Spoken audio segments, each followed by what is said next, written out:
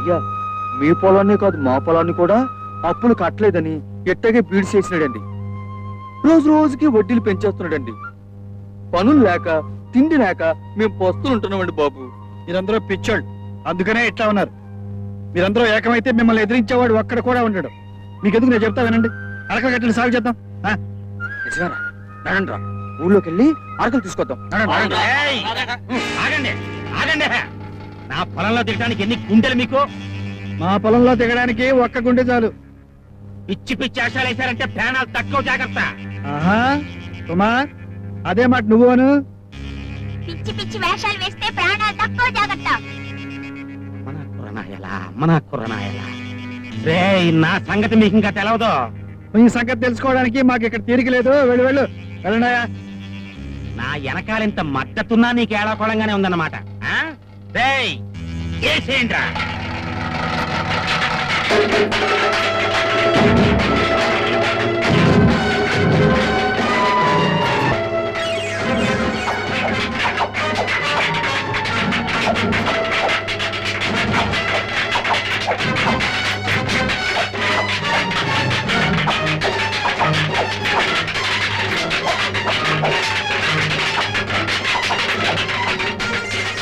రోజుకి 2 గొర్రెలు తిన్నారు, ఇంటికి బిర్యానీ తిన్నారు, ఫైటింగ్ చేయటం మాత్రం రాదు.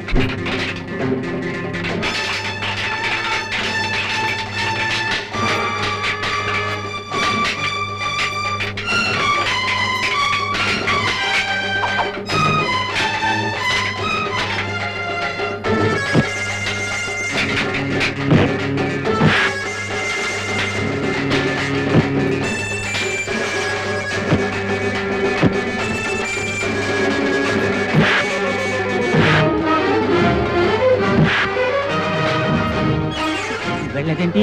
మీ ప్రాణానికి నా ప్రాణం అడ్డమే కదండి. అక్కడికి నేను అడ్డం బాగుందండి. అయితే పని చేయి, నేను ఎడుతుంటాను.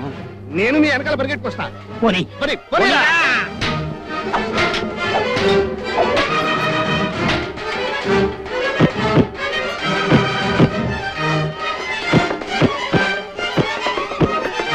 కుటుంబ కంటే దెబ్బలే బాగుండేట్టున్నారా నా కొడక. మెల్లిగా మెల్లిగా. నల్లగా దుఃఖంలా ఉన్నారు వెధవులు. డిషు డిషు అని 4 ఇచ్చేసరికి పారిపోయారు. నిజమా బాబు? ఆ దుర్మార్గులతో మనకెందుకు? నీకేమైనా దెబ్బలు తగిలాయా? అదేం లేదమ్మా. ఏమిటి బాబు, ఏమైంది?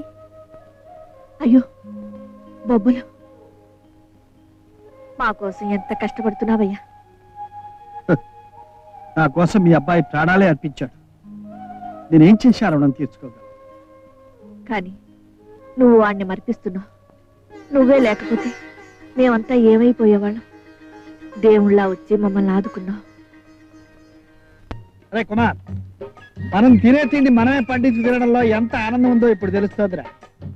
ఎప్పుడు పండుతుందో ఏమిటో, నాకు ఆకలేస్తుందండి. ఓ రెండ్రా, మీ అక్క అన్నం పట్టుకొస్తుంది. అబ్బా, మా చిన్నకి ఎప్పుడు ఆలస్యమే. ఆలస్యం ఏమీ లేదండి, నేను వచ్చి చాలా సేపు అయింది. ఏమిటి సరళా, అన్నం పట్టాలనే? ఆవిడ గారు నువ్వేం తీసుకెళ్ళక్కర్లేదు, చీపో అంది. ఏ రోజు నువ్వే తీసుకొస్తున్నావుగా? ఏం చేయమంటారు? ఆవిడ గారికి రోజుకో ఆకారం, నిమిషానికో మాట, క్షణానికో కోపం. ఏమండి, ఆకలేస్తుందండి. ఒరేయ్, మీ అక్కని నమ్ముకోవడం కంటే ఈ పొలాన్ని నమ్ముకుంటే మంచిది. పడిన తర్వాతనైనా తిండి పెడుతుంది. సర్లే, పొలంలో దిగి పని చేస్తుంటే ఆకలే తెలియదు. పద. ఏమండి, అటు చూడండి.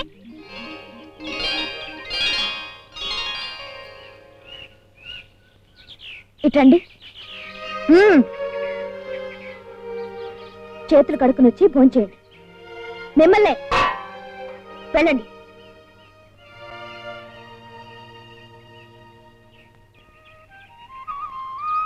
ఏమండి,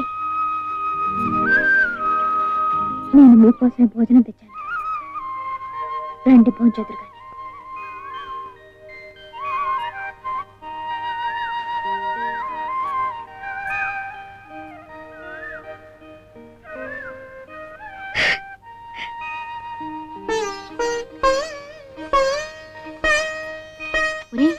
ఏమిటి వాళ్ళిద్దరు అలా మాట్లాడుకుంటున్నారు? అది నాకు తెలియటం లేసారలక్క. ఇక మన పొలంలో పంటలతో పాటు పాటలు కూడా పండుతాయేమరా? పంట చేలలో మావయ్యకి హారతి ఇవ్వమ్మా. ఇచ్చి తీసుకోండి మావయ్య. ఏమిటది? ఏం లేదు బావా, మా మావయ్య మనసు ఏం బాగోలేదు చెప్తా.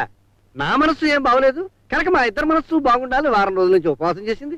ఇవాళ వెంకటేశ్వర స్వామి వ్రతం చేసింది. నీకు హారతి తీసుకొచ్చింది. ఇచ్చేమ్మా మావయ్యకి. తీసుకోండి మావయ్య. మంగళం కౌసలేంద్రాయ మహానీయ గుణాత్మనే కౌసలేంద్రాయ మహానీయ గుణాత్మనే. చాలమ్మా చాలు. నీ ప్రేమ మావయ్యకి ఎప్పుడో అర్థమైపోయింది. ఏమిటో పిచ్చి తల్లి, ఇలా నోరు ఇప్పితే చాలు ఎదురుకుండా వెంకటేశ్వర స్వామి నిలబడేట్టు ఉంటుంది. చిన్నమ్మాయి చెప్తా, మన ఇద్దరికి కూతురైనా కోళ్ళైనా ఇంకెవరున్నారు బావా? కవిత తప్ప. నోర్మయ్య చెప్తా, ఇప్పుడు నీకైనా నీ ఆస్తికైనా ఇంకెవరున్నారు బావా? చెప్తా. డాడీ ప్లేట్ పిచ్చి పిచ్చి వేషాలు వేసారంటే ప్రాణాలు తీసేస్తాను, జాగ్రత్త. Get out. లింగం, ఇన్నాళ్ళు రుణం అని పిశాచల్లా పీక్కు తిన్నావు. తీసుకో. ఇదిగో రాఘయ్య గారి బాకీ లెక్క చూసుకో. చూడక్కర్లేదు, సరిగ్గానే ఉంది. బాకీలన్నీ తీరిపోయినట్టేనా? చెప్పక్కర్లేదు, తీరిపోయాయి. అయితే పత్రాలు నీవు. పత్రాలు ఎక్కడయ్యి? లేవు. ఏ నాటకం ఆడుతున్నావా? ఏటీ లేదంటే వెందయ్యా మసే తేలు ముద్దలు వేయించుకున్నావుగా. అది మీకు నాకు మధ్య ఉన్న పవిత్రమైన సంబంధాన్ని గుర్తుగా రాయించాను. అయినా మీరు మళ్ళీ నన్ను అడగపోతారా? నేను ఇవ్వపోతానా? ఇదిగో ఈసారి వడ్డీ బాగా తగ్గించేస్తాను, కొన్ని కన్సెషన్లు కూడా ఇస్తాను. ఇదిగో ఈ దొంగ వేషాలకే గాని లింగం, వీళ్ళ పేర్లని రాసి వీళ్ళ బాకీలన్నీ ముట్టినట్టు రసీదులు రాసి పెట్టు.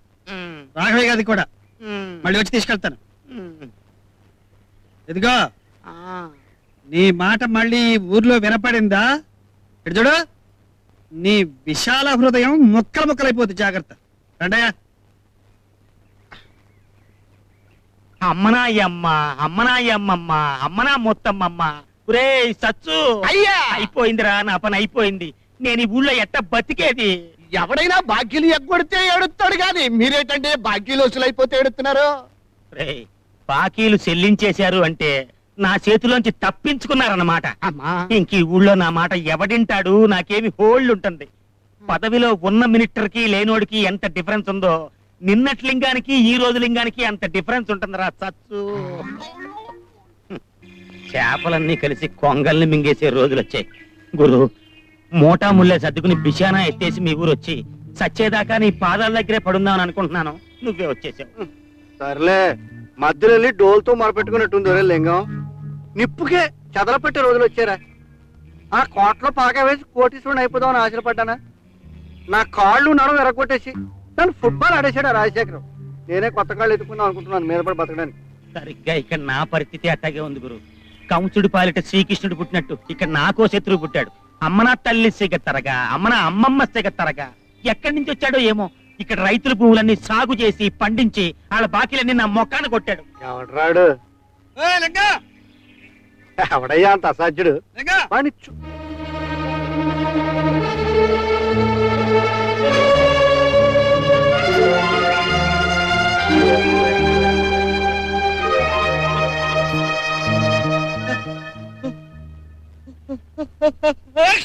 చిరంజీవ చెప్తా బాబు.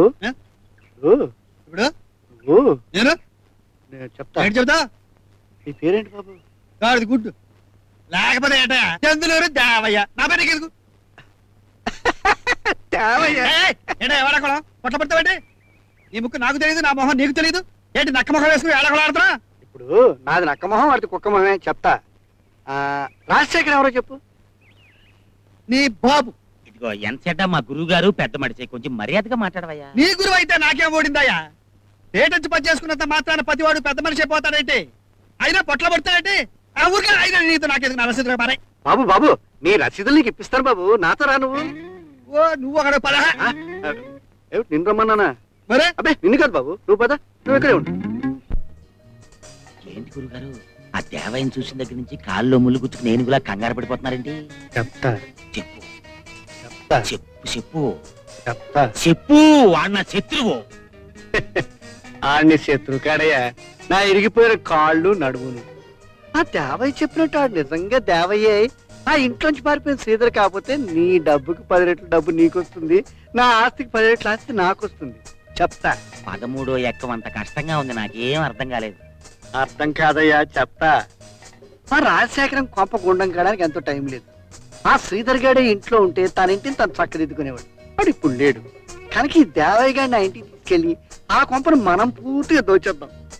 ఆ శ్రీధర్ గారికి ఈ దేవయ్యకి చాలా పోలికలు ఉన్నాయి. కానీ ఈ శ్రీధర్ ఏమో నాకు కొంచెం అనుమానంగా ఉంది. ఆ అనుమానం వెంటనే తీర్చేసుకోండి. పద. దేవయ్య, అయితే నీ పేరు దేవయ్య అన్నమాట. కాదు, ఆ? ఒడ్డు సముద్రుడు. ఒడ్డు సముద్రుడు మా బామ్మర్ది పేరు. ఎవరుగా? నా పేరు దేవయ్యో అంటే మళ్ళీ దేవయ్య అని అడుగుతారటయ్యా. ఇది నాకెందుకు, నా రసీదు లాగా పడాయి. బాబు, వయసు చదవస్తాను, నువ్వేం అనుకోకపోతే చెప్తా. పక్కు అడిగేసేయి, అడిగేస్తా. అడిగేసేయి. బాబు, మద్రాసు లా కాలేజీలో నువ్వు ఎప్పుడైనా చదువుకున్నావా? బాగా సతిగా బాగా ఒకటి ఇచ్చానంటే నీ లా ముక్కు నుంచి ఊడి ఇక్కడ పడుతుంది. ఊరుకోవా ఇదిగో నా రసీదు పడాయి. కాసేపు నువ్వు ఉండు. ఇదిగో మన కృష్ణా జిల్లాలో హైకోర్టు ఎక్కడుందో చెప్పు. నీ నెత్తి మీద ఉంది. చెప్పా, లాగే ఒకటి ఇచ్చానంటే నా రసీదు లాగా పడాయి. కాదయ్యా. కానే కాదు. కాదయ్యా, మీరిద్దరు మనుషులు గారు తప్పుతుంటున్నా. ఇప్పుడు అసలు కాదు. బాబు, నీకు చిన్న పని ఉంది, లోపల రా చెప్తాను. ఏం పని? పని కాదు, పార్టీ. ఏం పాతి అయ్యా? లోపలికి రావయ్యా.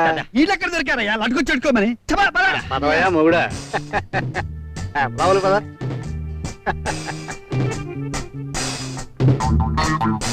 ఇదేంటయ్యా, ఎంత నడిచినా జరగడం లేదు. ఎంతమందికి నామం పెట్టి సంపాదించారు ఈ భవనం?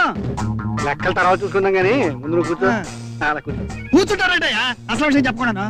ఇదిగో దేవయ్య, ఈ మ్యాన్ నాది, ఈ పరుపు నాది. నన్నే కూర్చోవద్దంటే అలాగా మరి బిలో డిగ్నిటీ. మేము కూడా కూర్చుంటాం. సరే కూర్చోండి. చెప్పా. చెప్తా. దేవయ్యా, నువ్వు ఎప్పుడైనా నాటకాలు ఆడేవయ్యా? చిన్నప్పుడు నాటకాల్లో ఆడవేషాలు వేశాను, మగ వేషాలు వేశాను. రామాపురంలో రాగం మొదలెడితే బొబ్బర్లకు కలిసాడు. ఇంత నట సమ్రాట్ మన పక్కన ఉండగా మన నాటకానికి వెళ్ళోటయ్యా. దేవయ్యా, ఓ పెద్ద ఇల్లు పెద్ద సమస్యలు పడింది, నువ్వు చిన్న సహాయం చేయాలయ్యా. ఇదిగా మంచి పనులు చెబితే చేయడానికి సిద్ధం. ఏమన్నా లటుకు చిటుకు అని చెప్పారో నావల కాదు. ఇదిగో ఊరికనే వద్దు, నీకు డబ్బిస్తాం. ఆహా, నేను గడ్డి పెడతాను, తింటారా? బాబు, మేము చెప్పిన పని చేస్తే నువ్వేం పెడితే అది తింటాం. సరే చెప్పు. చెప్తా. ఇప్పుడు హైదరాబాద్ లో రాజశేఖరం అని ఓ దౌర్భాగ్యుడు ఉన్నాడయ్యా. అమ్మో, ఇదేంటిది? బాబు, నువ్వు ఈగలు తోలుకునేటప్పుడు మాతో చెప్పు, మేము దూరంగా ఉంటాం, అప్పుడు తోలుకుందు గాని. అటగలి చెప్పు. ఆ రాజశేఖరానికి ఒక కొడుకున్నాడు. ఉమ్. అంత గొప్ప ఇంట్లో హాయిగా తిని తిరగలేక ఉమ్. ఓ రోజు బుద్ధులు అయిపోయి ఇంట్లోంచి వెళ్ళిపోయాడు. అయ్యో. అతని తల్లి వాడి కోసం బెంగ పెట్టుకొని ఓ రోజు చచ్చింది. ఆ ముసలాడు పిచ్చెక్కి గిన్నెల్ని చెంబుల్ని మమ్మల్ని తన్నేస్తున్నాడు. మతి పోగొట్టుకుని మన లోకల్లోంచే బయటికి పోయేటట్టుగా బతుకుతున్నాడయ్యా. ఏమిటి నీకు అర్థమైందా? ఆ పిచ్చోడు ఆస్తిని పశువులకి పక్షులకి రాసిస్తానంటున్నాడు. ఈలోగా మా అదృష్టవశాత్తు నువ్వు కనిపించావు. నువ్వు అచ్చు ఆ శ్రీధర్ లాగే ఉంటావు, పైగా నటుడు. నువ్వు శ్రీధర్గా ఇంట్లో ప్రవేశిస్తే పశువులు పాలు కావాల్సిన ఆస్తి మనకు దక్కుతుంది. చెప్తా. ఇంకేం ఆలోచించుకో, అవుననేసేయి. అవును, ఆ ఆస్తి పశువులకు పక్షులకు కుక్కలకి నక్కలకి దక్కడానికి వీలు. భార్యను పోగొట్టుకున్న ఆ తండ్రికి కొడుగ్గా ఆ ఇంటికి వస్తా. మీరు అనుకున్నది నెరవేరుస్తా.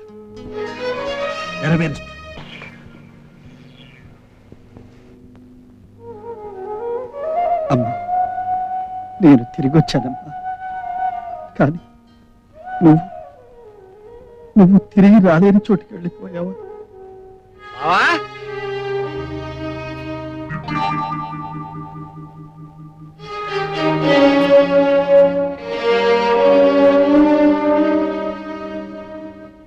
డాడీ, డాడీ,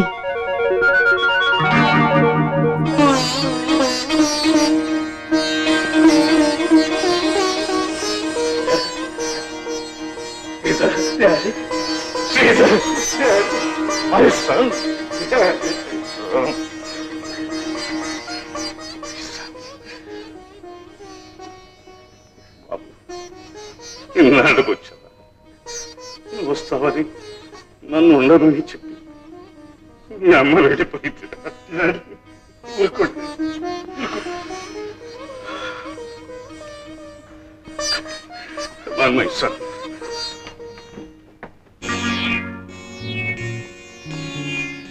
వీడమ్మ అక్కడ బంగారంగా కొమ్ముల్లో అడుగు పెట్టినప్పటి నుంచి వాడెక్కడ తప్పటడుగు వేస్తాడో నేను కంగారు పడుతూ వస్తుంటే మనకంటే ఒక అడ్వాన్స్ ఒక అడుగు ముందే వేసాడు. ఏం నాటకం వాడేటయ్యా.